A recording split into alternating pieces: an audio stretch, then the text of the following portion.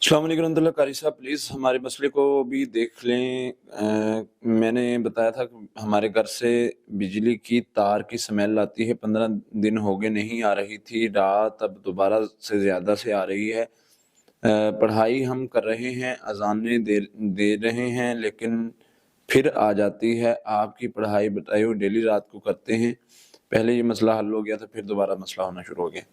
देखिए जी, एक तो ये है कि आप इस चीज़ को अपने माइंड में बिठा लें।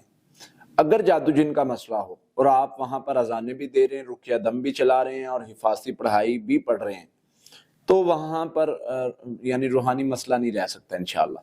फॉर एग्ज़ाम्पल घर में मसला है, आप जो है वो चारों कोनों में एक-एक अज़ान दें, उसके बाद आयतुल कुर्सी, सूरह बकरा की आखिरी 2 आयत, आखिरी 3 कुल चारों कोनों में 7-7 बार पढ़ दें।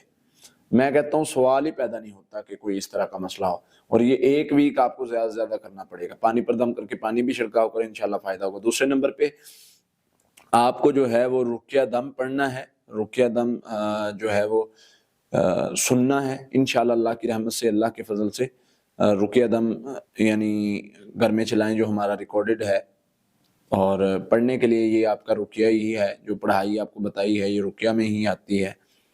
तो इंशाअल्लाह अल्लाह की रहमत से अल्लाह ताला हर किस्म का शर से यानी दूर कर लेंगे। अस्सलाम वालेकुम रहमतुल्लाह। कारी साहब कोई बेहतरीन ज़िक्र बताएँ जो हम करें और हमारी रूहानी क़ुव्वत मज़बूत हो जाए। बेहतरीन ज़िक्र में इस्तिग़फ़ार है, ला हौला वला कुव्वता इल्ला बिल्लाह है, सुब्हानल्लाह वल्हम्दुलिल्लाह वला इलाहा इल्लल्लाह वल्लाहु अकबर है, ला हौला वला कुव्वता इल्ला बिल्लाह। ये पढ़ाई बेहतरीन है, आप रूहानी क़ुव्वत को मज़बूत करने के लिए बहुत अच्छा वज़ीफ़ा है।